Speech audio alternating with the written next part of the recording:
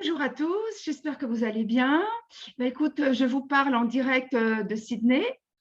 Je ne peux pas vous montrer la baie de Sydney aujourd'hui, mais en fait, derrière moi, vous avez au moins une peinture des First Nations d'Australie, donc ce qu'on appelle aborigène. Et c'est de la région protégée de A.P. Island, qui est au nord du South Australia. Et c'est ce qu'on appelle le Water Dreaming de Noélie Coulthard. Et c'est le rêve de l'acacia. L'acacia qui est en fait l'arbre symbole de l'Australie, surtout du désert. Bon, écoutez, je me présente. Je suis France Arnaud, la directrice de Boomerang Australia Studies, qui est le spécialiste des études en Australie. Donc, le but de notre réunion aujourd'hui, c'est de vous présenter quelles sont les options et les opportunités pour vous en Australie après votre DUT. Donc, je vais passer à peu près 35 minutes pour tout vous expliquer tout ça. Donc, maintenant, je vais partager mon écran.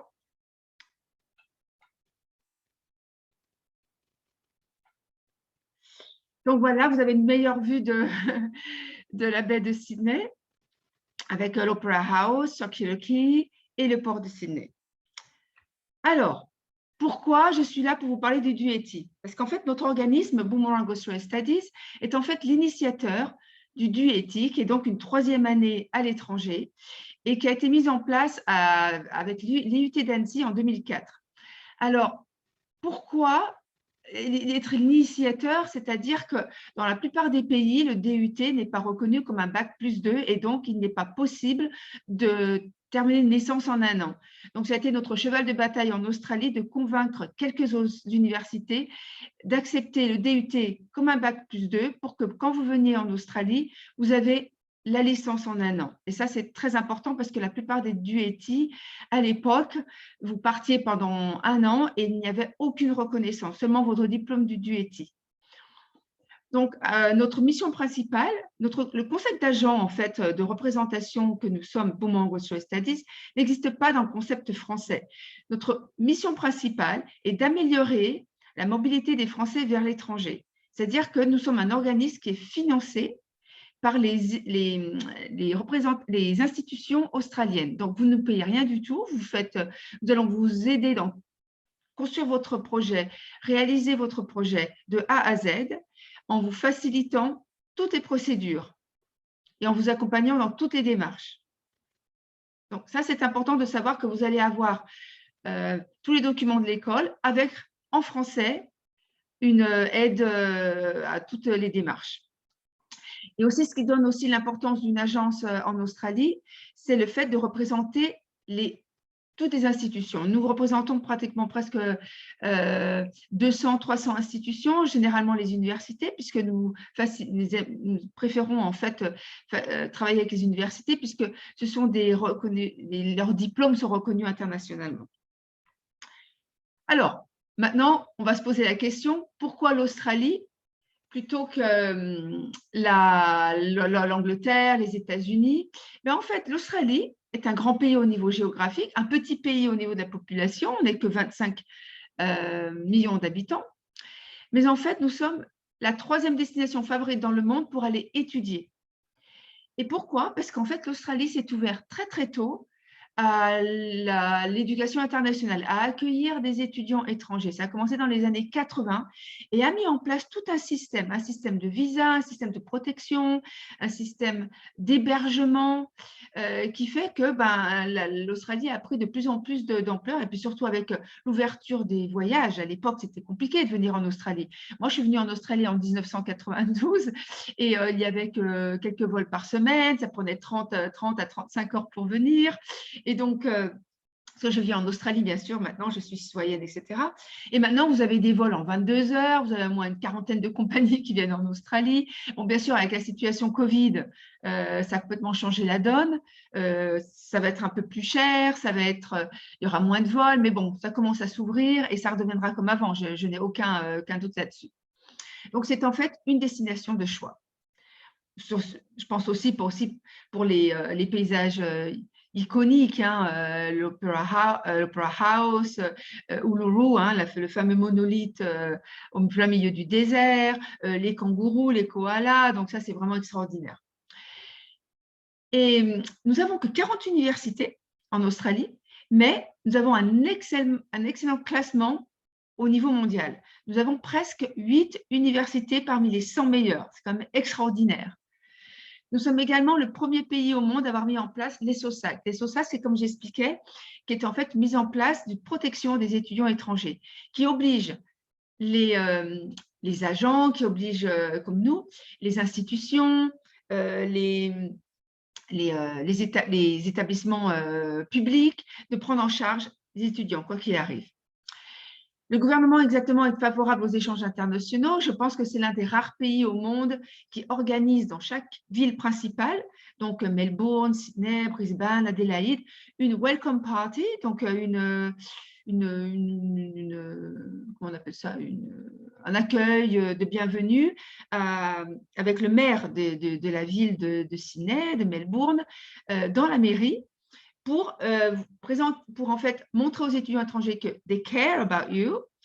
Donc, ils font attention que vous soyez bien pris en charge. On vous présentera en fait toutes les aides possibles, donc les aides légales, les pompiers, la police, les ambulances, comment vous aider au travail. Donc, vous allez en fait être présenté à toutes ces government bodies, comme on dit, ces institutions publiques pour, si vous avez besoin d'aide, de vous mettre en contact.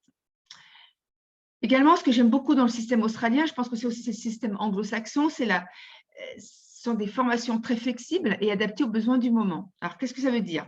En France, généralement, quand vous commencez une licence, vous avez un emploi du temps qui est fixe, des matières fixes, vous allez en classe et ensuite vous faites vos devoirs et c'est comme ça que fonctionne le système français.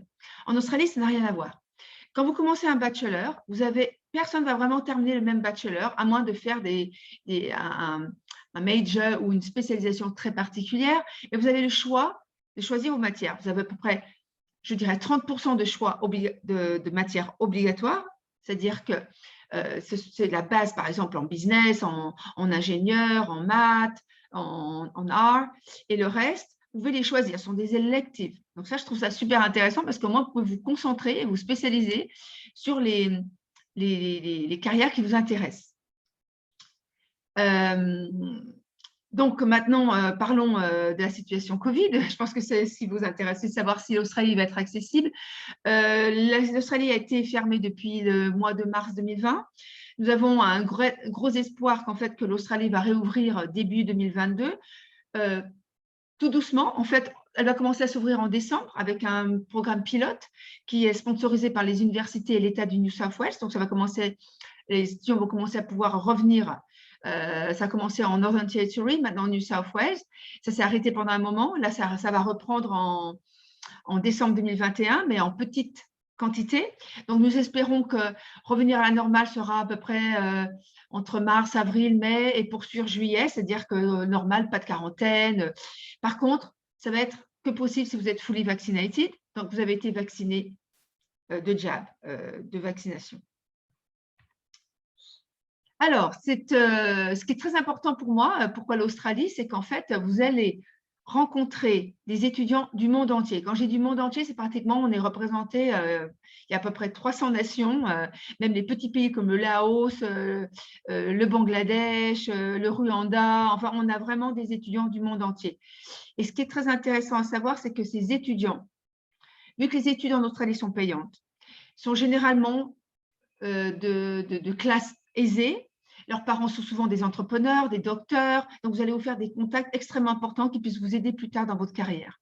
Et ça, ce sont nos étudiants qui nous ont dit d'insister sur ce point vraiment très important parce que vous allez revenir en France avec des contacts vraiment très intéressants. Alors, parlons en fait de vos possibilités après le DUT. Donc, le DUT est une option très intéressante puisqu'en fait, c'est organisé par votre IUT. Vous recevez une bourse de la région. Donc, ce n'est pas énorme, mais je pense que ça dépend de la région dont vous venez, mais vous pouvez avoir jusqu'à 2 000, 3 000 euros. Il n'y a pas de quota. Disons, au niveau du DUT Australie, à partir du moment où vous avez les prérequis, vous pouvez venir en Australie et terminer votre bachelor en un an. Le plus important, c'est que vous revenez complètement bilingue parce que vous allez parler anglais tous les jours. Vous allez en fait étudier en anglais, vous allez travailler en anglais, vous allez vous faire des amis et communiquer en anglais. Donc, après 1 an, c'est complètement évident que vous allez revenir complètement bilingue. Et surtout, le plus important, vous serez développé d'une licence, en fait, d'un bachelor qui est reconnu dans le monde entier. Et cette licence sera dans votre domaine. Donc là, je vous expliquerai plus tard dans quel domaine vous pouvez revenir avec une licence en 1 an. Alors, le souci de l'Australie par rapport à d'autres destinations, c'est qu'on va vous demander une preuve d'anglais. C'est-à-dire que ça doit être un examen international reconnu. Donc, soit le TOEIC, soit l'IELTS ou le TOEFL. Comme l'IELTS et le TOEFL est compliqué à passer en France, puisqu'il n'y a que quelques centres, nous avons, parce que le TOEFL, ça doit être le IBT, ce n'est pas le ITP, l'institutionnel organisé par votre institution. Donc, nous sommes battus pour que les universités partenaires acceptent le TOEIC, qui est en fait compris dans votre cursus pendant le DUT et qui est pratiquement pas gratuit, mais on vous fait une préparation et le test ne vous coûte rien, alors que normalement, il est à peu près à 200 € le test. Surtout, ce que j'aime beaucoup pour le DUT Australie, c'est que ça va vous permettre aussi de travailler. Parce qu'en fait, le visa étudiant en Australie vous permet de travailler entre 20 heures par semaine pendant vos cours et pendant vos vacances sans limitation. Ce qui fait que vous aurez une opportunité de mettre en valeur vos capacités d'obtenir de l'expérience professionnelle. Et ça, je pense que c'est important, surtout en anglais. Alors, dans le détail, vous allez revenir avec un double diplôme. Vous allez avoir le diplôme du ETI, qui est donc un bac plus 3, niveau bac plus 3 en France, et le bachelor australien. Le bachelor australien qui est donc une licence qui est reconnue dans le monde entier. Vous n'avez pas besoin de faire qu'on appelle ça, d'équivalence, parce que tout le monde connaît le bachelor. Donc, c'est une 3e année qui vous permet, en retour en France, de rentrer dans un master ou à l'étranger ou en Australie, de rentrer dans un master et surtout d'avoir l'année passerelle en école de commerce, puisque je sais que la plupart de nos étudiants continuent en école de commerce ou en école d'ingénieur. Alors, malheureusement, pas tous les DUT sont reconnus. Nous sommes battus, mais nous avons que les DUT concernés, les TC, les GEA, GACO, RT, Infocom, MMI, Info, GLT, Clio et STID. Donc, les autres, malheureusement, alors vous pouvez toujours partir si vous n'avez pas ce DUT, mais vous n'allez pas revenir avec une licence ou un bachelor. Vous allez revenir avec un niveau bac plus 3, avec un document qui montre que vous êtes parti 1 an en Australie, que vous avez étudié des matières au choix qui vous intéressent et que ça fera partie de votre DUT, donc un bac plus 3. Ce qui est intéressant, c'est que c'est 1 an. Et nous avons 2 rentrées en Australie. Donc, soit de mi-juillet à fin juin, soit de mi-février à début décembre.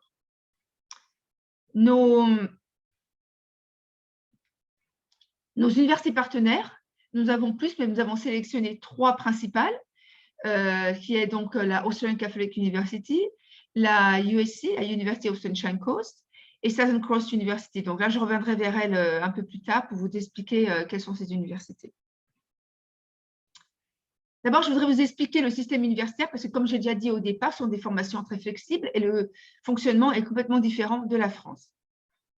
Alors, vous avez 2 rentrées par an, comme je vous ai expliqué, et elles fonctionnent en semestre, non pas en année scolaire. Donc, vous avez 2 semestres par an. Un semestre dure entre 17 et 20 semaines chacun, et vous avez 4 matières par semestre. Ce qui veut dire que quand vous commencez une matière, le premier semestre, vous la terminez et ensuite vous en prenez 4 autres le 2e semestre. Ce n'est pas des matières qui vont sur toute l'année. Donc, vous avez beaucoup de travail à faire pour terminer la matière en 6 mois. Vous avez des grandes vacances comme en France, sauf qu'au lieu d'être de juillet ou de septembre, ce sera de fin novembre à mi-février, des fois même jusqu'à fin février. Donc, presque 3 mois de vacances dans lesquels vous pouvez voyager, dans lesquels vous pouvez travailler ou faire un stage. Et la différence la plus importante entre le système australien et français, c'est que vous n'avez que 15 heures de cours par semaine face-to-face, dans ce qu'on appelle les cours magistraux et les TD, les tutorials. Vous avez donc 3 heures généralement par matière, et le reste, c'est beaucoup de travail en groupe, hein, comme je dis, avec critical thinking, vous avez beaucoup de recherche personnelle et de travaux de groupe. Donc ça, c'est important si vous allez avoir beaucoup, parce qu'on veut qu'en fait, le système anglo-saxon souhaite que vous deveniez un independent learner, que vous preniez en charge, vous organisez vous-même votre emploi du temps, vous organisez vous-même votre travail, vous-même vos projets, vos recherches. Donc ça, c'est important. Donc c'est un peu difficile au départ, parce qu'on a l'habitude de les profs nous donnent toutes les données, on révise et on fait nos examens. Là, en Australie, ça va être le contraire. On va vous donner les bases, vous allez faire vos recherches, et ensuite, on va vous… Oh, juste un moment.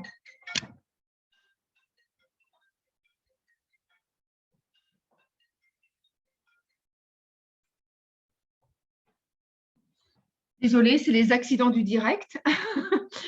Donc, je reviens pour le critical thinking. Hein, on va vous demander de revenir avec votre propre réponse et non pas réfléchir à… non pas répéter ce que dit le professeur, mais en fait, à revenir avec vos propres solutions. Donc, dans le bachelor en un an, vous n'allez pas avoir que des choix de matières, vous allez avoir des matières imposées, des matières qui vont être aussi choisies. Alors, ça, c'est le plus important. Vous allez me dire, alors, qui peut faire le DUETI en Australie? Alors, vous avez, il faut un niveau d'anglais, comme je vous ai expliqué. Donc, certaines universités n'acceptent pas le TOEIC, il faut absolument l'IELTS, qui est de 6.0. Il faut avoir réussi votre DUETI, donc concentrez-vous bien sur être sûr que vous allez réussir votre DUETI sans souci. Et comme j'ai expliqué, les études en Australie sont payantes. Donc là, en ce moment, il faut compter environ 14 000 € par an, payable en 2 fois, plus une assurance qui est obligatoire, qui fait partie du visa et qu'on vous expliquera plus tard. Donc, en fait, il y a un budget, mais pour moi, ce n'est pas un coût, c'est un investissement, dans le sens où même les Australiens payent, donc ce n'est pas vous parce que vous êtes étudiant étranger que vous payez. Les étudiants australiens payent environ entre 5 000 et 20 000 € l'année aussi hein, pour leurs études. La raison est que les universités en Australie sont extrêmement modernes. Vous allez voir que les universités sont ouvertes pratiquement 24 heures sur 24. Vous avez des centres, des bibliothèques et des centres de réunion, de labs extraordinaires. Par contre, bonne nouvelle, en raison de la situation Covid, vous avez la possibilité d'avoir des bourses très, très intéressantes, de 15% à 50% de réduction. Donc, ça, il faudra vous nous contacter parce que ça dépendra de l'université et du cours que vous voulez faire. Il faudra partir sur un visa étudiant qui est payant, tout est payant. Hein. Donc, c'est une demande qui se fait en ligne, c'est facile, on vous accompagnera. Par contre, il faudra payer en ligne directement. Ça coûte 630 €, donc à peu près 350, 400 €. Ensuite, il faudra un billet d'avion, parce que sans billet d'avion, vous ne pourrez pas faire la demande du visa. Donc, il faudra acheter un aller-retour, un aller simple. À l'époque, vous pouviez avoir un aller-retour entre 900 et 1 200 €. Maintenant, je pense qu'il faudra compter 1 000 à 1 200 € minimum un aller-retour. Alors, je viens en détail, j'aimerais vous parler en détail du visa étudiant parce qu'en fait, il est très, très intéressant par rapport à d'autres pays. Il vous permet de travailler. Et ça, je pense que c'est un atout considérable dans le sens où vous pourrez accumuler de l'expérience professionnelle. Si vous êtes vraiment très, très juste au niveau budget, si vous travaillez 20 heures par semaine minimum, vous pourrez au moins couvrir votre loyer. Et puis en plus, pendant vos vacances, presque 3 mois, si vous restez pendant la totalité du cours, vous allez avoir, vous allez pouvoir travailler sans limitation. Sans limitation, ça va être 40 heures, 30 heures, 50 heures, 80 heures. En fait, vous pouvez accumuler plein de petits boulots. Et il faut savoir que vous êtes très bien rémunéré en Australie. Il faut compter entre 20 et 30 $ de l'heure, donc ça fait à peu près du 12, 13 € de l'heure jusqu'à 20 € de l'heure. Et ça, je parle pour un salaire de serveuse, travailler dans une boutique. En fait ceux qui sont les mieux payés, c'est ceux qui sont ce qu'on appelle travailler dans l'hospitality, dans les restaurants, les cafés, les bars. Parce qu'en fait, si vous travaillez le soir et vous travaillez le week-end, automatiquement, vous êtes payé 25% de plus. Donc ça, c'est vraiment intéressant. Et nous avons des étudiants qui ont presque peu dépensé concernant leurs dépenses personnelles, loyer, transport. Ils ont dû avancer l'investissement et testament leurs études. Donc ça, c'est intéressant. Ce visa, il est valide pendant toute la durée de votre cours. Donc, si votre cours il est d'1 an, votre visa est d'1 an. Il est de 6 mois, il est de 6 mois. Vous avez un délai supplémentaire après la fin de vos cours pour prendre une décision. Si vous restez, vous voyagez, vous repartez, vous refaites un autre visa. Comme expliqué, la demande est en ligne, donc c'est facile. Et par contre, je ne sais pas si ça va changer avec Covid ou pas, il faudra un rendez-vous biométrique, prendre vos empreintes, ça c'est compliqué parce qu'il faudra aller à Paris. Et après, bon, par rapport à la date quand vous allez venir en Australie, il faudra une preuve d'être vacciné, il faudra un pass sanitaire, il faudra peut-être un test avant de partir. Bon, ça, je ne peux pas vous le dire parce que ça évolue, ça change tout le temps, tout le temps. Le visa, on peut l'avoir entre 2 jours, des fois même 24 heures, et ça peut prendre un mois, ça dépend sur qui de l'officier que vous tombez. Mais vous ne pouvez pas partir sans votre visa étudiant obtenu. Vous faites votre demande, vous devez attendre. Donc, si vous n'avez pas reçu votre visa étudiant à temps, il faudra attendre. Il faudra repousser le vol, mais de toute façon, nous, on va tout faire en sorte que vous ayez le visa bien, bien avant que vous partiez. Au moins, on l'organise au moins 2-3 mois avant le départ pour sécurité. Donc, je rappelle le coût, là, c'est 130 $. Et l'avantage, il est renouvelable sur place sur d'autres visas. Donc, soit vous restez en Australie pour continuer en master et on refait un visa étudiant, soit vous voulez prolonger un petit peu, voyager, vous faites un visa touriste sur place. Par contre, si vous voulez faire un visa working holiday, il faudra sortir du territoire et revenir. Il n'est pas possible de le faire sur place. Maintenant, je vais vous parler de l'hébergement. Alors, l'hébergement, vous avez plusieurs options. Vous avez les résidences étudiantes, privées et les résidences des universités. Vous avez la colocation, vous avez les packs arrivés et vous avez les familles d'accueil. Donc, les résidences étudiantes, généralement, l'avantage, c'est qu'elles sont pratiquement très proches des universités. Elles sont bien gérées, très bonne sécurité, mais il faut s'engager pour 6 mois à 1 an. Donc, ça ne vous plaît pas, c'est un peu compliqué de sortir de votre contrat. Et puis, elles sont chères. Contrairement à la France, le gouvernement australien n'investit pas ou ne subventionne pas les résidences étudiantes. Donc, généralement, il faut compter 200, 300 € par semaine.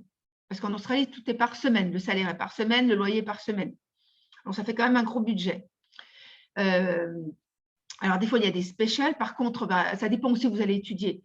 Si vous étudiez sur la Sunshine Coast, ça va être 100 à 150 € la semaine. Ou si c'est à Sydney ou Melbourne, ça va être 200, 300 € la semaine. Donc, ça, on vous expliquera par rapport à l'université que vous allez choisir et la ville que vous allez choisir.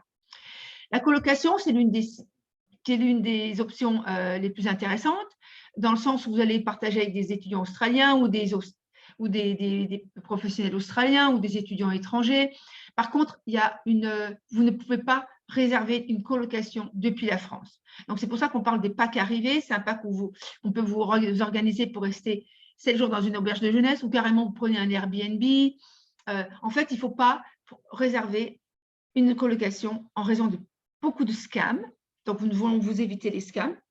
Donc, généralement, vous pouvez commencer à prendre déjà des rendez-vous avant de partir. Après, pendant que vous êtes là en Australie, vous pouvez aller visiter et voir sur place. Parce que généralement, les annonces sont very glamorous, comme on dit, avec des belles photos et souvent c'est trompeur. Et puis aussi, c'est important de rencontrer avec qui vous allez vivre. Donc, nous vous recommandons de le faire seulement quand vous êtes sur place. L'option la moins chère en ce moment, ce qui est très curieux, c'est les familles d'accueil. Alors, les familles d'accueil, c'est un avantage parce que vous allez vraiment être imbibé dans la culture australienne rapidement. L'inconvénient des familles d'accueil, c'est qu'elles sont généralement loin parce que vous êtes dans une maison. Généralement, c'est rarement en appartement, ce sont dans des maisons. Et les maisons, sont en banlieue. Et les banlieues, il faut compter 30-40 minutes de train, de bus.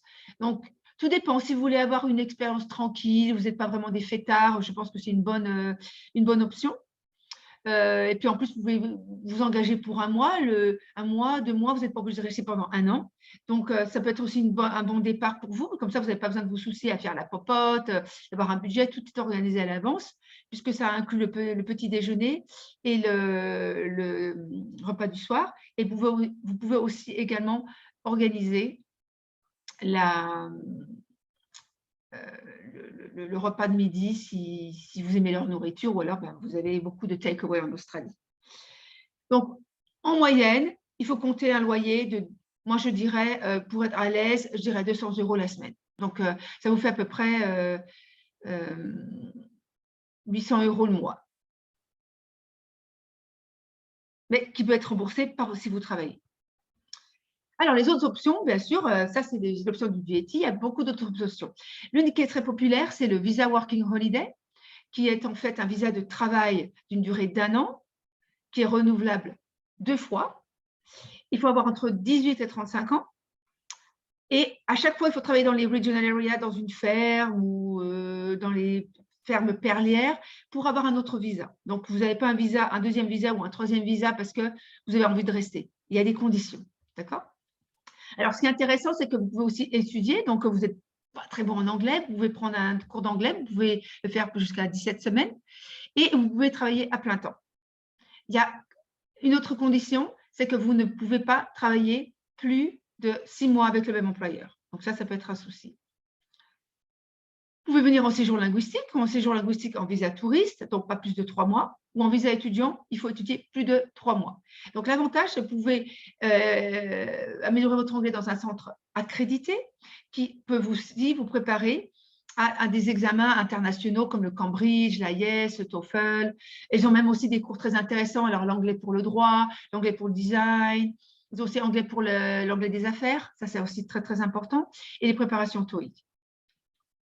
Également, vous pouvez terminer après votre DUET, votre bachelor en Australie, en un master. Ou alors vous êtes en France, vous terminez votre licence, votre DUET, et bien vous voulez revenir en Australie faire un master, il n'y a pas de souci. Nous pourrons nous vous aider à choisir les universités et là, vous aurez le choix des universités. Donc, en conclusion, la décision de partir et le début des cours peut être une épreuve parce que, bon, ben, d'un seul coup, vous allez vous retrouver, tout est en anglais. Mais sachez que notre équipe ici sur place, à Sydney, est là pour votre succès. Donc, nous sommes une équipe de 3 personnes. Nous sommes tous francophones. Shama et moi, nous sommes citoyennes australiennes. Moi, ça fait près de 30 ans que je vis en Australie. Shama, ça va faire bientôt presque 8 ans. 8-10 ans qu'elle est, non, ça va faire plus de 10 ans qu'elle est en Australie.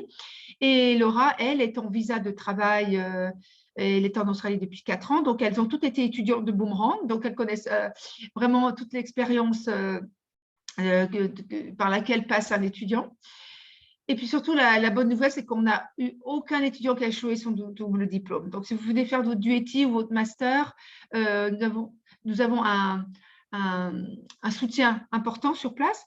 Au niveau académique aussi, j'ai oublié de vous dire que les universités ont des services en place extraordinaires, que ce soit au niveau soutien académique, soutien personnel, soutien même psychologique. Hein, parce qu'il ne faut pas se leurrer, vous allez avoir un petit coup de blues. Ça, c'est normal. Les coups de blues, il peut arriver soit la première semaine, soit le premier jour. Vous vous retrouvez dans une chambre, vous ne comprenez rien à ce qu'on vous dit. Donc, c'est normal. Donc, il ne faut surtout pas vous renfermer, vous en parlez, vous nous appelez, c'est normal. Hein, vous allez pleurer, c'est normal. Des fois, c'est au bout de 6 mois. Parce que vos amis vous manquent, la famille vous manque. Donc, nous sommes là aussi pour vous aider et vous faire comprendre ce qui va se passer. Donc, comme je dis, personne ne regrette d'être parti. Il y a eu des épreuves, en effet. Mais en fait, c'est une expérience extraordinaire parce que vous allez voir l'Australie, les gens sont très chaleureux. La vie est facile, tout est propre. Moi, c'est pour ça que je suis restée. Hein. Je suis venue sur un visa touriste et je ne suis jamais repartie. Parce qu'il y a les gens sont d'un positivisme, la nature est extraordinaire. Écoutez, moi, je vis à Sydney, c'est une ville de 5 millions d'habitants. Mais je peux me baigner dans le port de Sydney tellement c'est propre. J'ai une trentaine de plages de surf. Je crois que j'y suis en 10 minutes ou 30 minutes.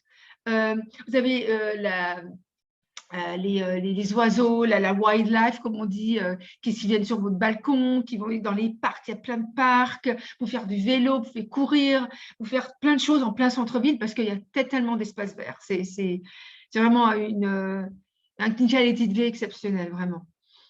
Et puis aussi, bon, on garde en contact avec nos anciens étudiants.